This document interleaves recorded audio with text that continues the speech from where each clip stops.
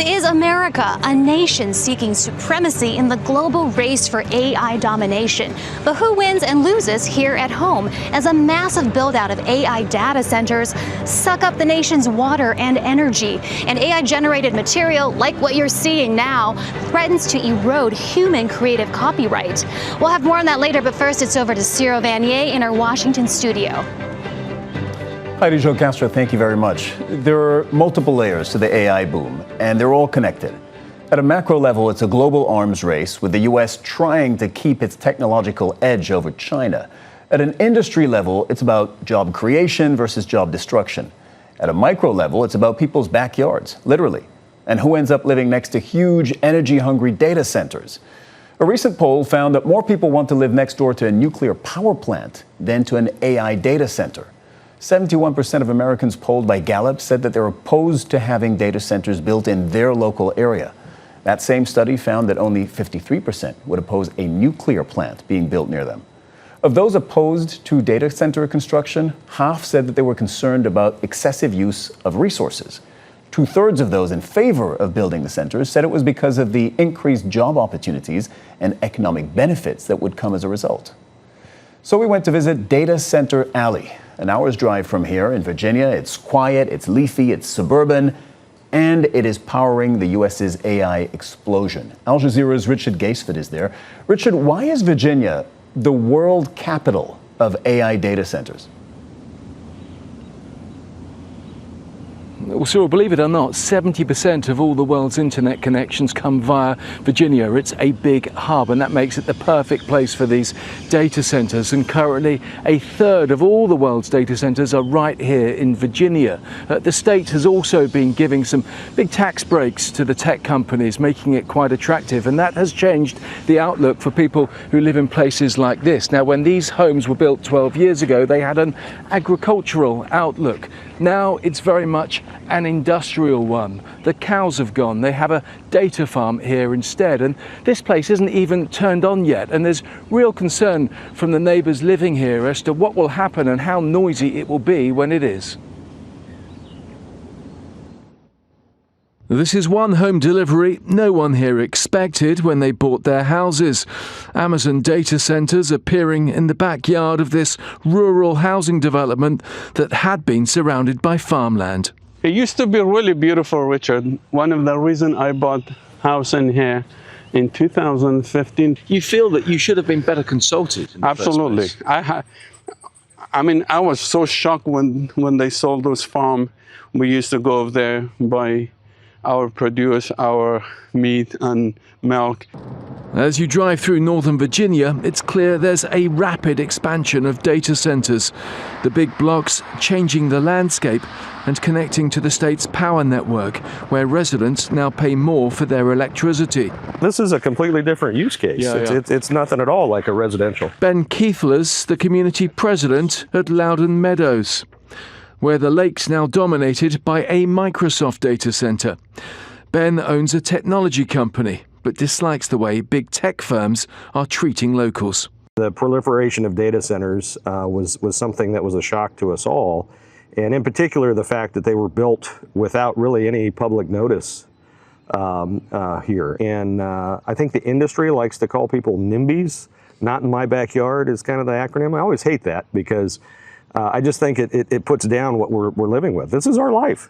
And whilst Virginia has more than any other state, data centers are now appearing across the USA in large numbers. In Utah, there's protests against a well-advanced plan to build a data center covering 62 square miles.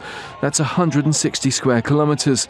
That would make it twice the size of Manhattan. It will use more power than the entire state currently does, and significant amounts of water in an area already facing shortages. It's certainly going to be a key issue in the midterm elections. There's this growing unrest in the public, especially here in Virginia. One that Adam Dunnigan hopes to fight for in Congress. The former Marine and CIA caseworker wants to stand in the midterms in Virginia, concerned about the uncontrolled spread of data centers in the state, empty promises, and moral issues. You're looking at a burst of jobs being created. You're looking at a burst of new people, new faces, and new capital coming into these areas. But there's no follow through on that, and it's completely temporary. These companies are treating these communities like commodities. And what they're doing is they are ramming through as much production, construction, and infrastructure as they can in this unregulated period, because they know eventually this industry is going to have to get regulated to require the kind of ethical behavior that they should already be displaying. There's little disagreement that what happens inside these blocks can bring a wider benefit. Local councils and states often gain financially too. But here in Northern Virginia, no one we met expected the AI revolution to have this kind of impact on their lives. Richard Gaisford, Al Jazeera, Loudoun County, Virginia. Investment in artificial intelligence has pushed U.S. markets to new highs in 2026. And 4 companies have dominated the industry so far this year, collectively raising $188 billion, 65% of all investment. The Big Four is made up of OpenAI, which has seen $122 billion worth of investment, Anthropic with $30 billion coming in, then xAI with $20 billion, and Waymo with $16 billion. So AI is driving growth in financial markets, but also in parts of the real economy, creating new opportunities for businesses, and not always those you'd expect, like glass, not typically associated with AI. Kristen Salumi is in Corning, New York, visiting a pioneering glassmaker that has been able to repurpose its expertise for the AI age. Kristen, this is one example of AI driving growth and creating jobs. Tell us about this company, Corning. Yeah, Corning makes fiber optic cables that are needed for data centers. And this company has seen its stock prices double this year as a result of deals with Meta and in the last month with Nvidia. And Nvidia, for its part, has seen its shares increase by more than 700%. 700%. Since the beginning of the so-called AI revolution in 2022.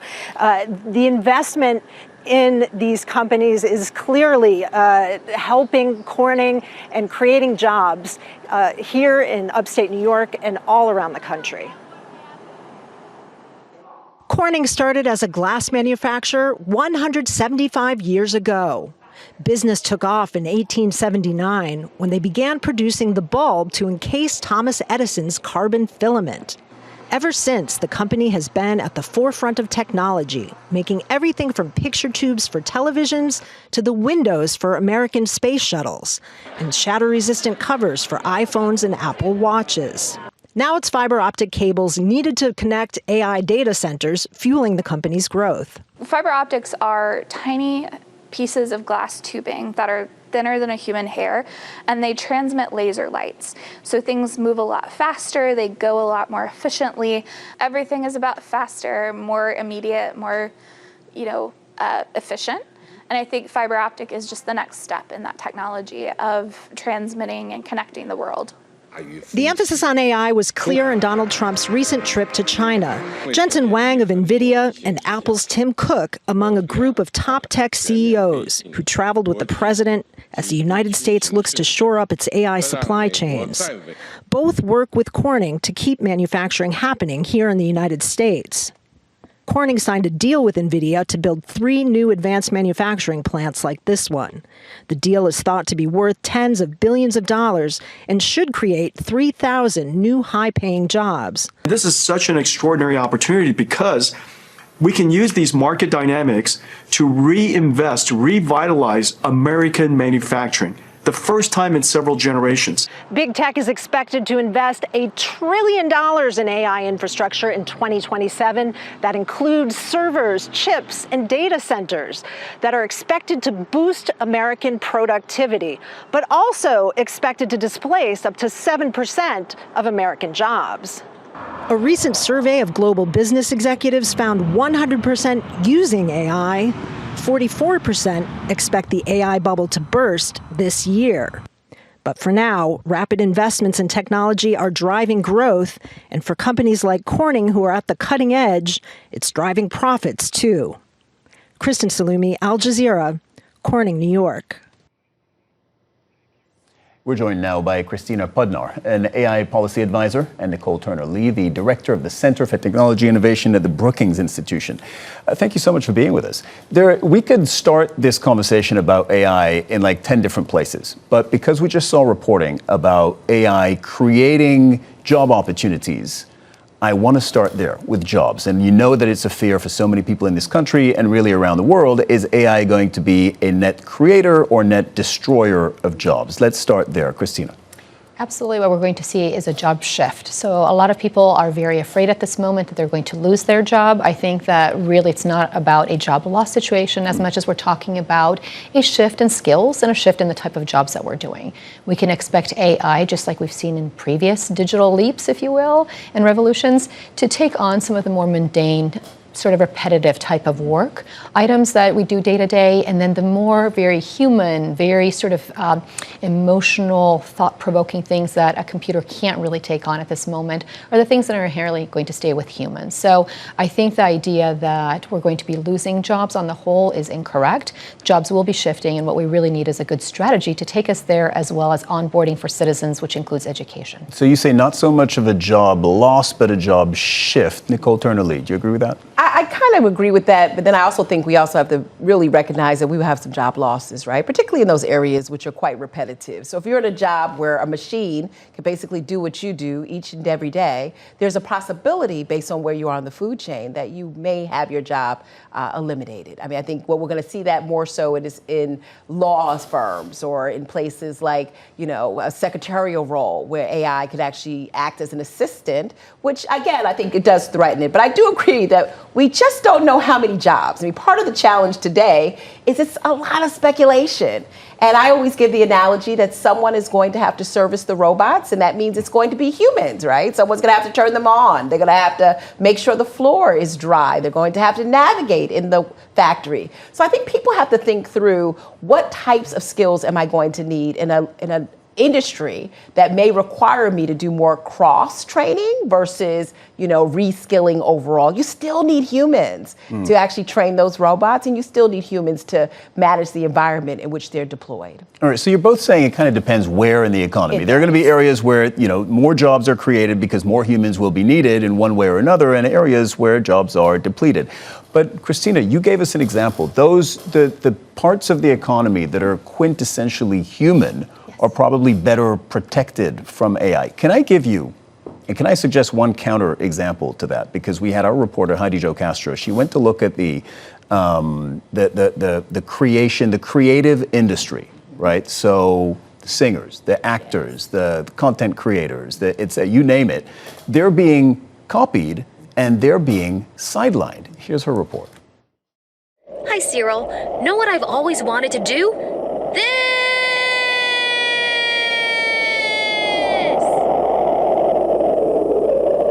So obviously that was AI generated and did not fool anyone. But we are seeing AI generated material everywhere. And the question is, at whose expense? You killed Jeffrey Epstein, you animal! This viral clip featuring an AI Tom Cruise fighting an AI Brad Pitt is an example of what real humans are up against. As AI-generated movies, songs, images, and books have flooded the internet. Large language models like ChatGPT and Claude train on materials made by human creators. People like author Zach Powers. A copyright lawsuit revealed his books are among the 500,000 titles found to have been used by the AI company Anthropic. They found illegal copies of my books on online sources and used those in training their artificial intelligence without seeking permission to use them. There's never been a worse time. Anthropic and other AI models say they're not stealing people's work, but rather scraping publicly available data on the open internet to find patterns to feed their algorithms. Nevertheless, Anthropic agreed to a historic $1.5 billion settlement last September. Powers is expecting to receive $6,000 from that, but he says generative AI's harm to the human world goes beyond money. My most recent novel is about friendship, it's about grief, it's about migraines and chronic illness, and a computer cannot experience any of those things. If a computer wrote about them, it could only be regurgitating stuff it had taken from elsewhere. Compared to the self-described humble author, celebrities like Taylor Swift and Matthew McConaughey have more recourse to protections. They've copyrighted an image here and a phrase there. All right, all right, all right. But with no U.S. law yet defining the boundaries of what AI can do with human intellectual property, we are in a gray zone, a storm of AI's own making. Heidi Jo Castro, Al Jazeera, Washington. So, Christina Podnar, that's a little bit of a counterexample to what you were saying. I mean, these are people who are creating, who are doing the quintessentially human stuff, and that's already being copied. You saw the author; he's going to get $6,000 for his troubles. So I have a book that was also taken into a large language model and Really? getting no compensation.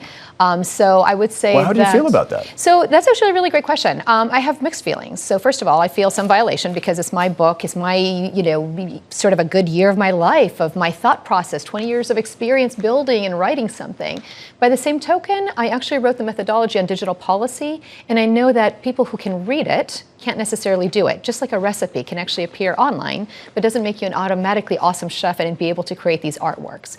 So I think it comes back, I think it's a dual-edged sword. Feels a little bit of a violation personally, but the same It doesn't just feel like one. I mean, it is one, right? It is one, but here's the thing. Your work was, I mean, what I hear, the word I hear is stolen. Your work was stolen. Yes, it is actually stolen, right? Because it was copyright work and it was actually stolen because it appears where it should not be appearing and it was without permission. So that's where the violation comes in.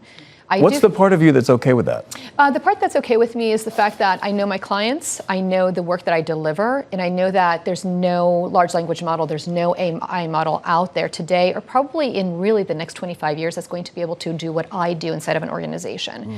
Because what I do for a living is move people emotionally. I do something that is inherently human. And a computer cannot. Yeah, we circle back to what you were saying. Cannot possibly replace that. And you're absolutely right. We just saw, there's a lot of content and a lot of movies and series that are being created by AI. Wonderful for people who like to binge, maybe on the treadmill. But honestly, when it comes to seeing Giselle, the ballet, there's nothing like seeing it in person on stage. And so this is what I mean by there's different shifts in jobs. But inherently, AI can't replace certain things because I honestly shed a tear every time I see Giselle on stage. It is so unique, and those dancers can't have their job taken away. Nicole Turnerly, does that make you feel nervous? It does, because I also have a book that was stolen by AI. And I think part of the challenge is that AI is a very extractive technology. It does undergo theft, where people do not have consent as to whether or not their information, their image, their voice, their texts are actually being extracted for means that they're not compensated. And I think for artists, that is a challenge, right? I think there's one thing to say that an artist is using AI to think about the next big idea, to maybe use cinematography methods that they didn't think of or imagine. It's another thing that you're not actually being compensated for that actual end product, or AI has essentially taken over and taken credit for that, which is something that I see in Hollywood that is a huge problem, right? When it comes to unions and others that have been trying to protect every part of the food chain when it comes to the movie industry or the music industry. So we have to do better. I mean, I blame some of the conversation we're having today on the lack of policy guardrails. We have not seen the right policy guardrails come into play. And the technology has outpaced now policy, where it's hard to go back and sort of recover that because AI has already been so entrenched in everything that we do. I mean, I think people realize you cannot do things today without a little bit of AI sprinkled into it. You're talking about, when you say guardrails, I hear regulation, right? It's about laws, about how you use AI, what are the limits to the use of AI.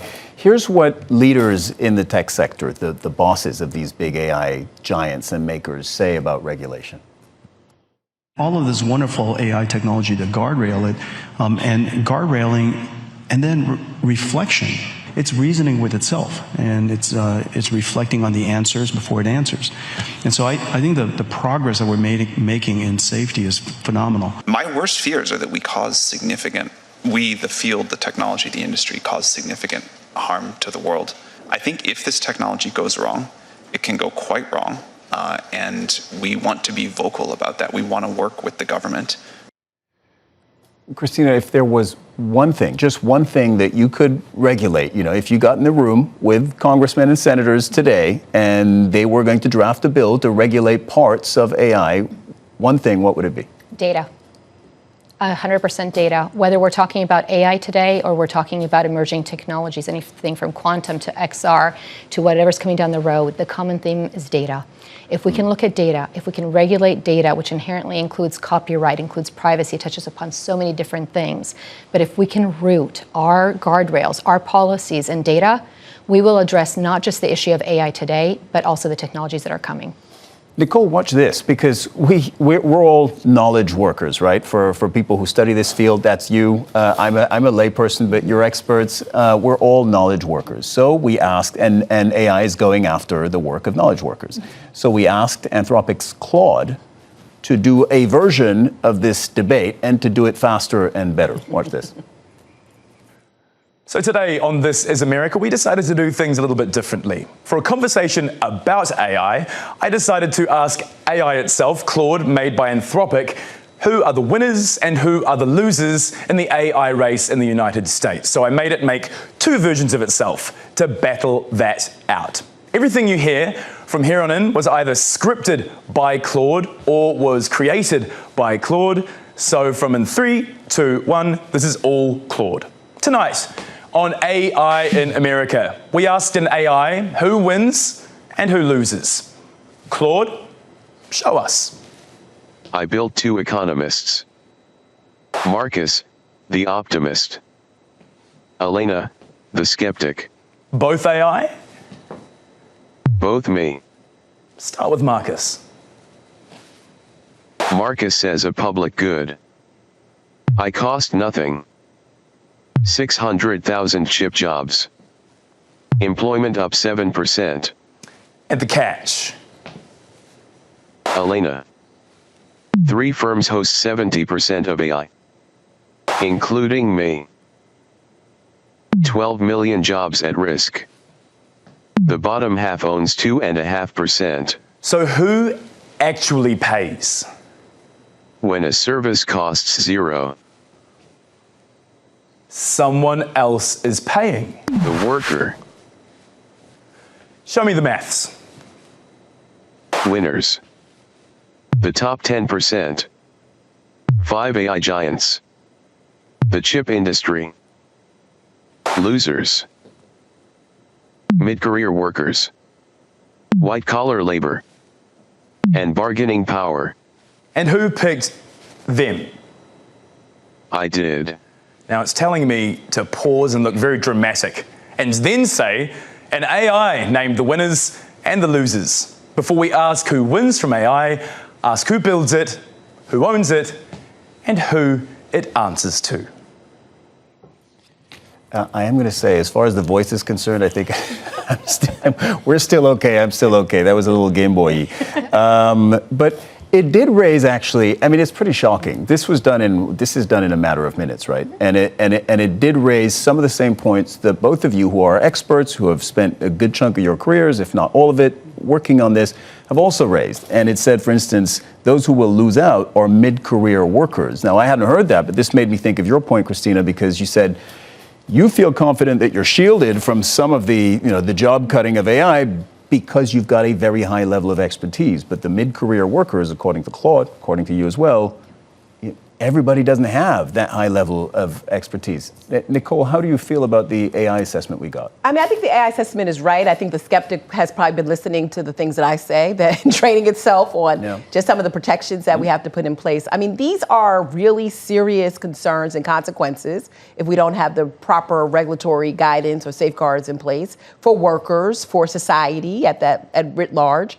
What's the number one thing you would advocate in terms of regulation? Well, I think I would advocate for transparency. I think data is really important, but I think one of the challenges that we have with AI is that it just showed up, and a lot of people do not know that decisions are being made by AI and not a human person. And there has to be a real low-hanging fruit, which is disclosure. Someone should know that AI is actually making a decision to assess them for credit, for a home mortgage, that their doctor may be be AI generated through an agentic bot. We need to know that stuff. I think the data is also significant, but we are walking in this land where we're not sure who's a human and who's not. It's going to just become much more of a conflated space if we actually do not get policy safeguards in place. And I worry about the people on the skeptic side that are not aware of how quickly the dissemination of their jobs may happen, given the fact that there's not a lot of disclosure and transparency on how AI systems work and where they actually show up in our society. So for the people for whom this is actually going to matter the most during their lifetimes, like mid people who are in the middle of their careers or especially early on in their careers, how do they AI, we have only 30 seconds left, I'm told, how do they AI proof themselves in 30 seconds? Onboarding. They need to learn and we need to teach them. I call it an onboarding. Just like we get a driver's license, we need to actually have education around using AI new technologies. 100%. Learn. So click when they show you the annoying video, like learn this in 3 hours, you should do it? You should, because you'll understand what's inherently human and what's you. And that's the advice I give my 18-year-old. All right, okay. Thank you very much. Christina Podnar, AI Policy Advisor. Nicol Turner-Lee, Director of the Center for Technology Innovation at the Brookings Institution. Thank you so much to both of you for joining us in the studio. And that's all from the team here in Washington. Handing back now to Heidi Jo Castro, real Heidi Jo Castro, and Al Jazeera's global headquarters in Doha. Thanks, Cyril. On the next episode of This is America, the ethics of using AI in warfare. How's technology reshaping the way that the Pentagon prepares for the future of armed conflict? That's Tuesday at 18:30 GMT or 2:30 p.m. Eastern here in the United States. Goodbye for now.